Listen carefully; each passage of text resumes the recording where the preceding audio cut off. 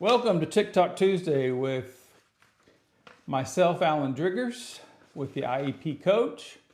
We're here to answer any special education questions you might have.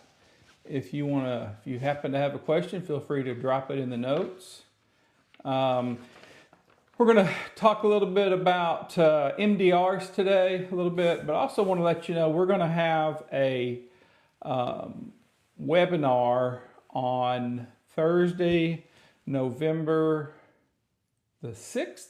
Well, yes, the 6th, November the 6th at 7 p.m. Central. So 7 p.m. Central on, it'll be a webinar, and you'll need to register, and we will put out the registration link for it, but it's going to be on ADHD and how it's looked at from a special education standpoint, from how it's often overlooked and services.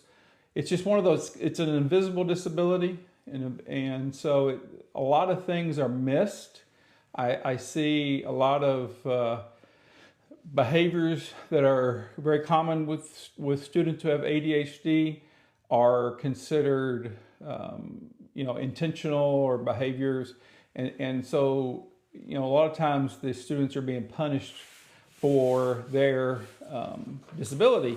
So that'll be on November the 6th, 7 p.m. webinar, free. If you register, you'll get access to it for a week after the webinar. So be looking for that. We'll put that out. And then later, actually, I'll put it out later today. We're getting it all set up. But yeah, so that's coming. But yeah, if you have any questions, feel free to drop them. But we're going to talk a little bit about MDRs. I've unfortunately had to deal with or attend some MDRs recently. And a lot of times they're just rushed. We go in, and I mean, it ends up being a 5-minute meeting, or at least that's what it's expected to be, a 5-minute meeting, instead of actually diving into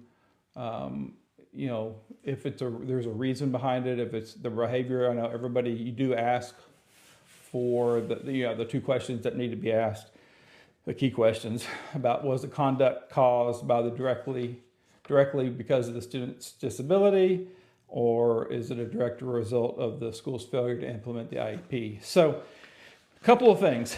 Actually, I'll even go back to say, I've seen MDRs not even done.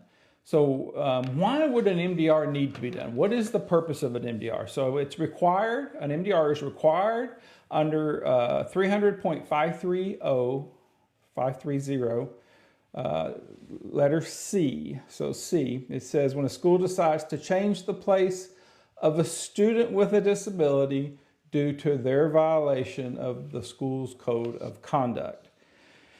And it must occur within 10 school days of the decision to change placement. So what typically happens in most schools is you have some behavior that happens, and the school will decide that they're going to place them in an alternative placement. So typically for behavior that could be like an ISS, or an out-of-school, like a discipline alternative education program. But it doesn't have to be 10 consecutive days. It just has to be 10 cumulative days with similar instances or similar behavior violations. So like if, let's say Johnny's in class and he blurts out a cuss word in class. Okay, that's irrelevant of his disability right now. So he blurts out a cuss word. So that's one type of behavior or violation of the school code of conduct. The other, say he does another one, and it is he skips class. Okay, those two are not related. So if he did cuss words 10 times, that could be reason to assign an alternative placement, like ISS, or an alternative, or like a DAP is what we hear called around here. But if he skips 10 times, that could be a reason. But if he did 5 cussing and 5 skipping, that doesn't necessarily correlate to a similar behavior. And so there wouldn't necessarily be a need for an MDR. So, but yes, so an MDR occurs, must occur within 10 school days of the discipline placement. So when a student acts up and they decide that they're going to possibly move their placement, first thing that'll happen is a disciplinary hearing where the school will have a discussion. Parents would be invited to actually what the discipline violation is. What did they do? And as a parent or as an advocate, that is where you need to really dive into the behavior, because once that discipline placement is set, you can't really talk necessarily about the discipline in the MDR. The MDR is really two-pronged purposed. Is one, to find out if the behavior is part of their disability, or two, did the school follow the IEP? So in that disciplinary hearing, if you question about was it really a severe, what happened, details, explanation, because after that, it's assumed that everything said is happened. And so if a parent disagrees after the disciplinary hearing, they need to, within probably, 5 school days, they need to file either a stay put or an OCR complaint or state complaint, and then invoke the stay put. So that's a little bit, and that does get kind of complicated. That's why having an advocate or an attorney or somebody that understands the timelines there is really, really important. So there's 2 key questions that are which I mentioned earlier, which is the sole purpose of an MDR. Should be the IEP team. So it would be the parent, an administrator. You would like to have a general education teacher. It's really the relevant members of the IEP committee that is determined by both the parent and the school. So it's just not the school that gets to pick who comes. The parent can have a say in it. So you can actually have a full IEP committee there if it's needed. So that would include a counselor or somebody about evaluations, that understands evaluations. You'd have a gen ed teacher there, special ed teacher, an administrator, or a representative of the LEA, typically an assistant principal or principal. And so once they're there, that you're going to discuss what happened, and then the team will review the file, his IEP, any teacher observations, and any parent information to determine these 2 questions. Was the conduct caused by or directly related to the student's disability? So is the behavior directly attributed to the student's disability? The second question, was the conduct a direct result of the school's failure to implement the IEP? So let's have a little talk about both of those. So directly caused by the student's disability. That's a pretty open-ended, what is directly, okay? The rule of thumb that I try to go by is, does the conduct that's in question, is it a known symptom or a known causation or a known result of the disability? So if, for example, ADHD is typically something that you'll see, and it's so it's very difficult for a lot of non-behavior folks to really get a grasp on ADHD. And again, that's why we're going to have the webinar training on ADHD and its how it affects education, the student's education. But if you have ADHD and the student, let's say, stole something, stole a pencil, I don't know, a pencil, let's just say something small. Hopefully they wouldn't get in trouble, too much trouble for stealing a pencil. I mean, definitely get consequences. Let's just say they stole some money out of another student's backpack. Could that be related to their disability? There is a possibility. It could be considered an impulse. But more than likely, theft is not going to be something that would be the result, direct result related to the student's disability. So would blurting out in class or not waiting their turn or cutting in line, That absolutely could be. So those are kind of what you're looking for on that. And it needs to be a discussion. It's not a black and white issue. It never is. There's nothing about special education really when you're talking to students that's black and white, because every student's different. Every student has a different background. Every student has a different, how their disability affects them, and how they are able to mitigate it themselves at any point in time. So the next question is, was the conduct a direct result of the school's failure to implement the IEP?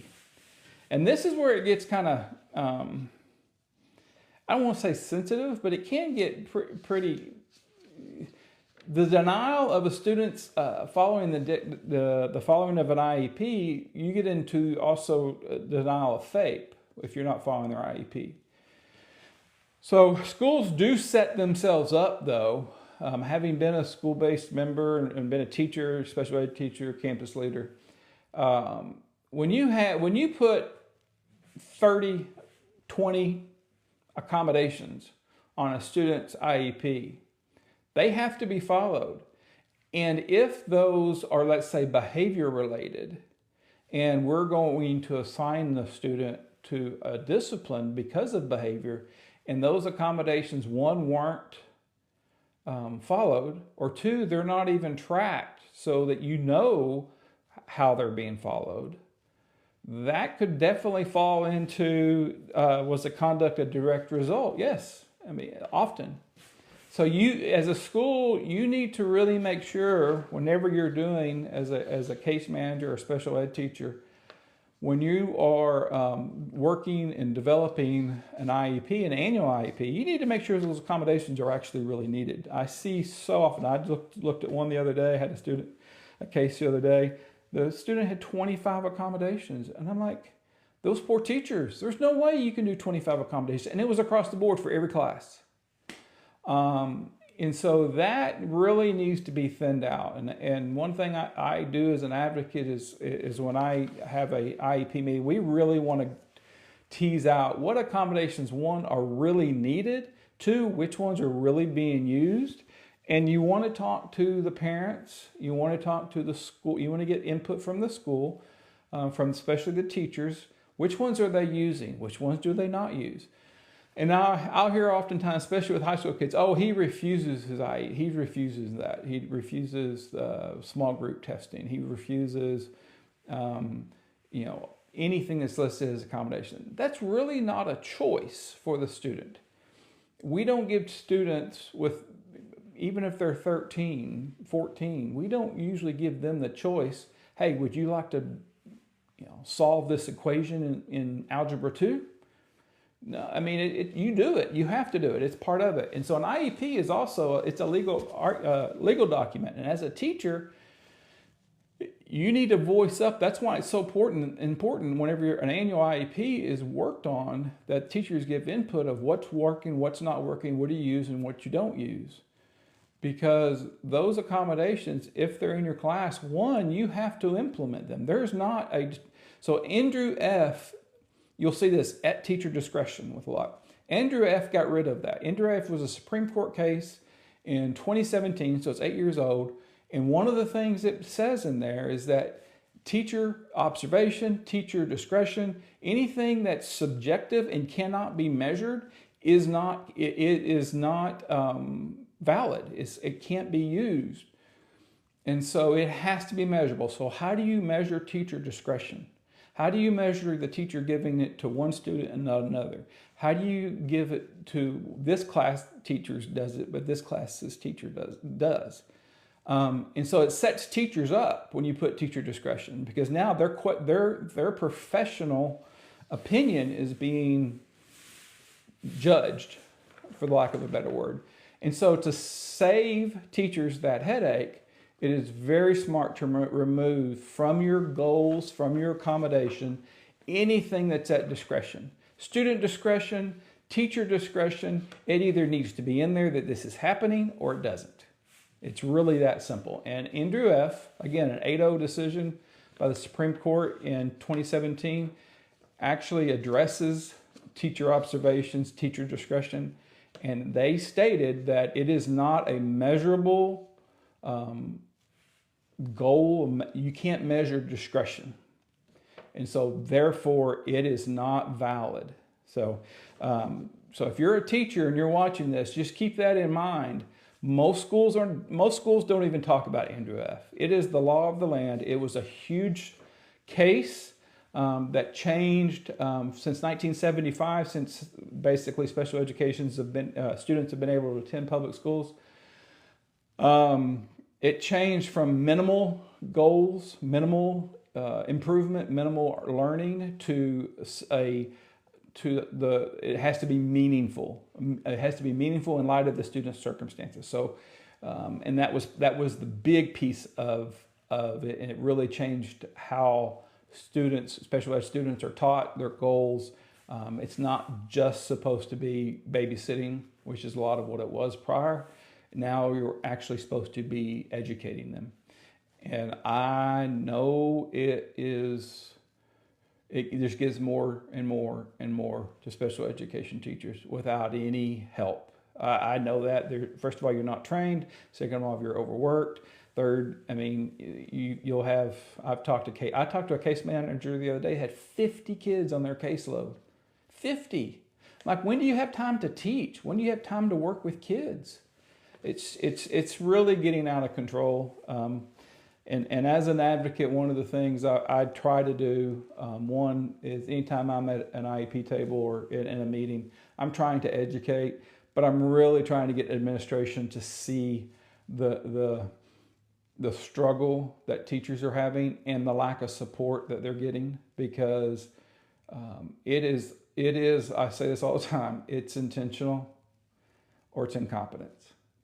That the lack of what we're having going on in special education. So, well, but let's go back to talk about MDRs. Anybody have any questions? I see a lot of people joining. Yeah, see a lot of people here on here. I'm trying to go through some of the people joining, but I don't see any questions. So if you have a question, feel free to ask. You can also go to the IEPcoach.com. There's a couple of ways to get a hold of me to ask questions if you're not comfortable doing it here. Email, there's a message board on the website, and my phone number, you can shoot me a text. And again, we're going to have an ADHD webinar on students with ADHD. What are some things for parents that can help? What for teachers that can help? What are some things that are often missed? We're going to talk a little bit about DSM and how the three different types of ADHD. You have hyperactive intent, focus, distraction focus, activity or inactivity or hyperactivity, and combined. So you get them both. You both get both lack of focus and hyperactivity together. So there's three types, and which one is it? Because whichever one the student has, it's different.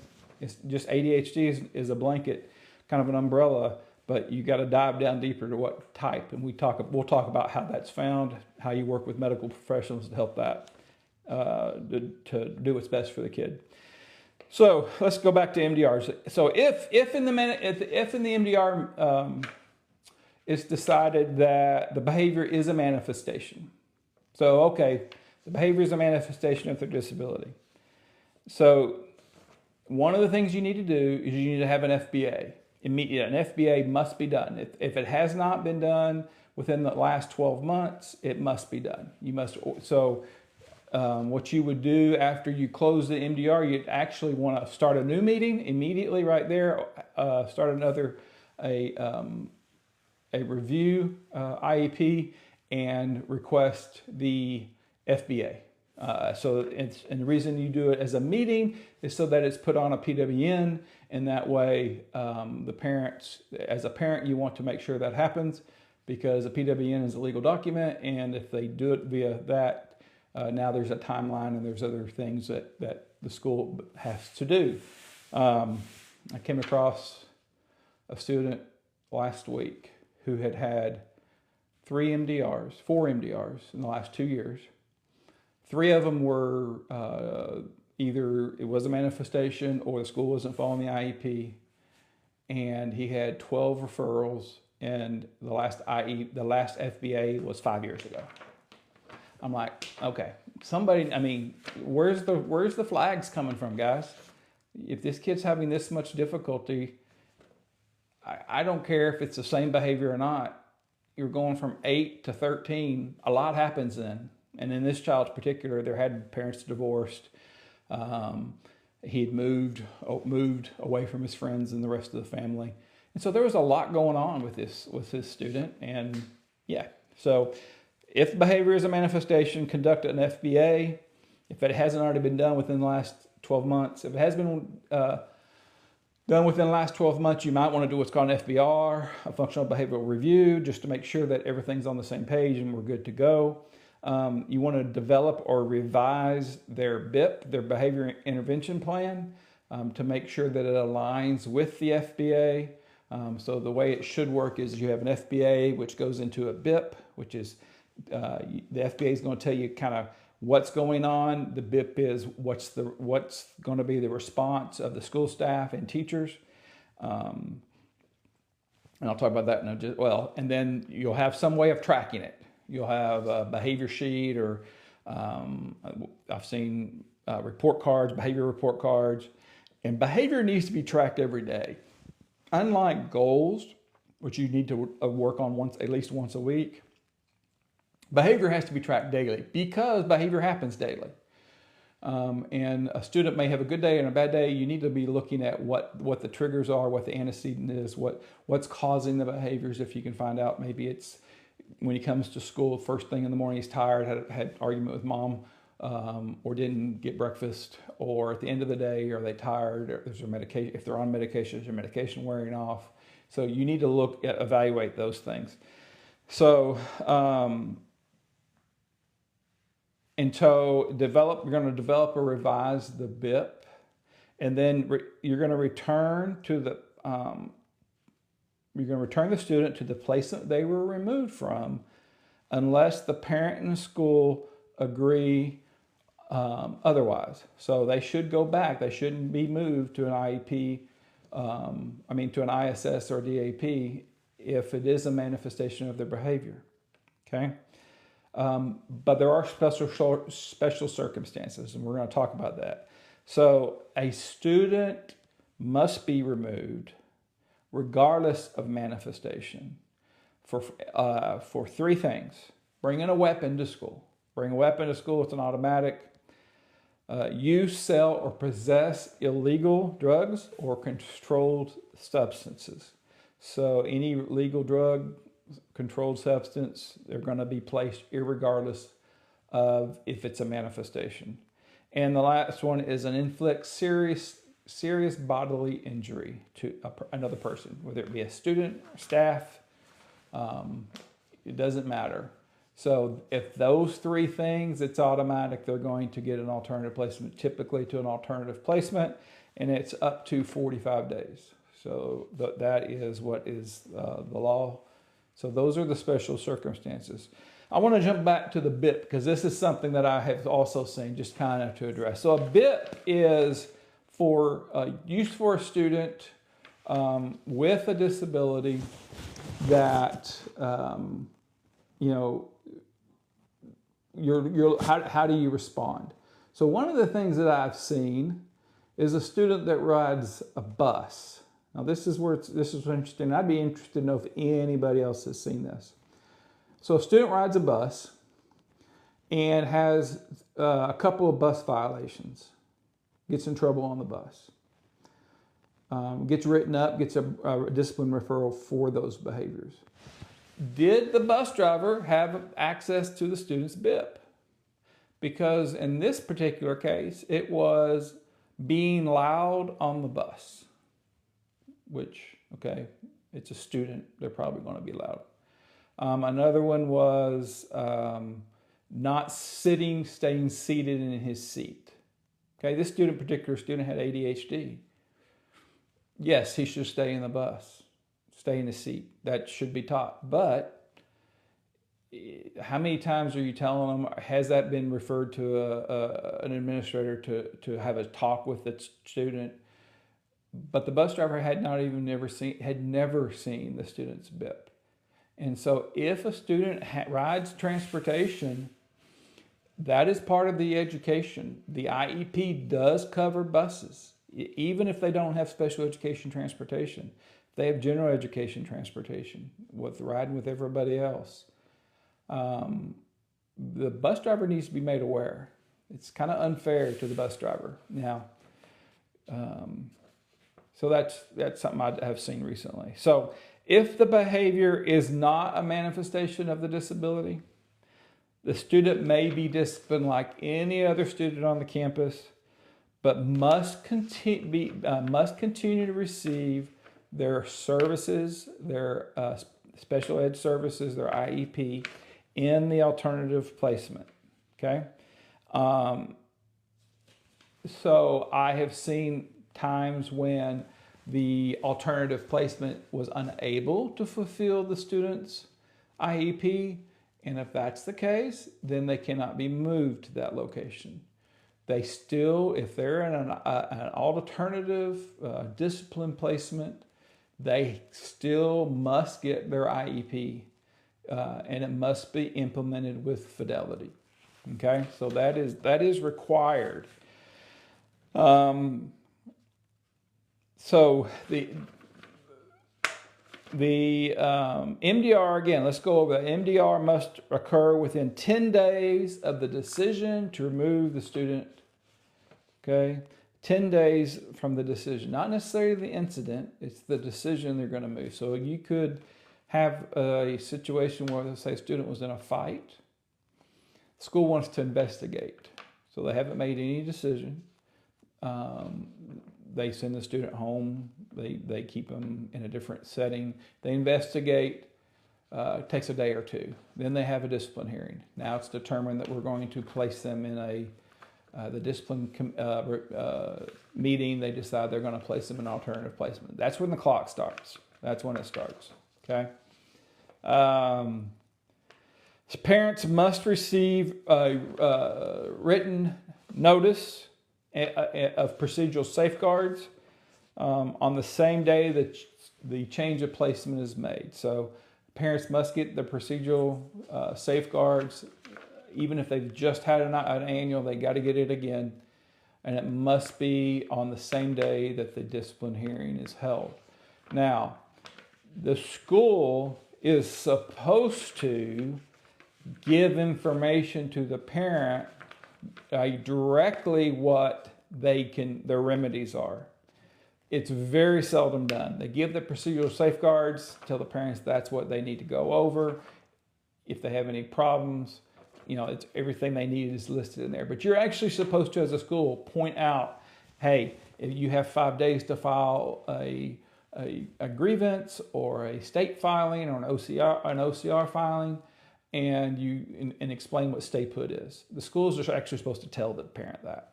It doesn't happen. Never happens, actually. I've never seen it happen. And a parent may appeal an MDR or a placement decision through due process. So they can go to a due process hearing. So state complaint, due process, you could do I have found that a in-district or school grievance really does not worth the paper it's written on. You're very seldom going to not see a staff member support, especially somebody who not really aware of the situation. They're going to go by what the staff has said. So let's say you have a principal who assigns a discipline placement for a student. The parent files a grievance. It goes to that principal's supervisor of some level they have. Well, that explanation is going to be given by the principal. They're not really going to, very seldom do I ever see them call the parents ahead of time.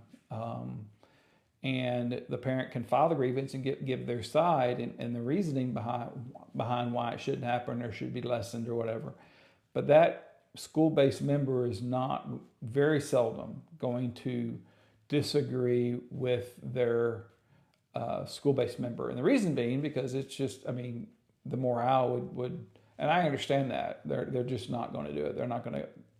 First of all, the school, the principal local is closer to the actual student, the actual incident. The administrator at a central office or whatnot is basically just going on what they read or are told by the school-based members. So, so that is a little bit about MDRs. Again, if you have questions, feel free to drop them. I haven't seen any come up yet. I have a lot of people come in today. That's great. We do this every Tuesday at 11:30-ish. I was a couple minutes late today because I was on the phone. 11:30 a.m. Central Time, and then we also do a Thursday night, 7 p.m. on Facebook, 7 p.m. Central. And on November 6th, we are doing, which is a Thursday also, but instead of doing our Facebook Live, we're going to do a webinar on that Thursday on ADHD, as for parents, for teachers, for school-based members. What are some considerations from ADHD? ADHD is an invisible disability because you can have, I've seen kids that are, as most people know, ADHD can affect a kid who is cognitively challenged. It can come along with autism. It can be somebody who it struggles in school your valedictorian could be an ADHD. And so it's very, hit the camera. It's very, very a wide breadth of what you see, but you see some similar behaviors. We'll talk about that. Talk about how schools can best serve kids with ADHD, how parents can be supportive. I know saw today on a social post group that I'm in, one of the parents said that their student was not coming to school. He's 13 years old, said, I'm not going to school, ADHD in special education. Well, you do have a related service that's offered to by schools, but parents are going to have to ask for it because I can promise you it's never volunteered, is in-home training, in-home training and parent training in the home for situations like that where a student won't go to school. Obviously, the school is not going to come to the house and forcibly pick them up, but you can go and see, you can have some help to teach. Okay, I got a couple messages here. Let's see. There's so many. Join. I don't see the message though.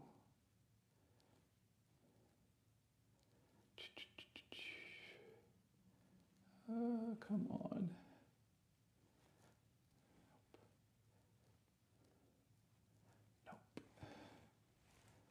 It's not wanting to pop up there. Hold on. Nope.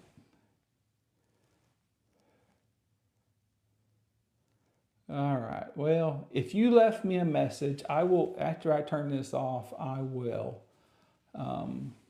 post it. I'll look at it. Let's see. I don't see any. I just want to make sure before I go off that if I'm, there we go. Oh, they're just people giving, okay, it's thumbs up and stuff. Okay, that's fine. I appreciate it.